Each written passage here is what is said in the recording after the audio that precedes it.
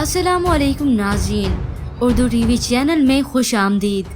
Viewers, drama serial भरोसा प्यार तेरा एपिसोड 49 में आप देखेंगे खुला के पेपर्स मेकाल के पास आ चुके हैं। वो उन पेपर्स को मरियम की फैमिली को दिखाता है, पर उन्हें यकीन नहीं आता कि ये नोटिस खुद मरियम ने ही भेजा है। इसलिए मरियम का भाई अदील उन पेपर्स को देखता है जिस पर साइन मरियम के ही होते हैं। तो अगले सीन में व्यूअर्स आप देखेंगे लाइबा और मेकाल की मंगनी हो रही है। सब बहुत खुश हैं और कुछ ही अरसे के बाद आखिर मेकाल लाइबा से शादी कर ही लेता है।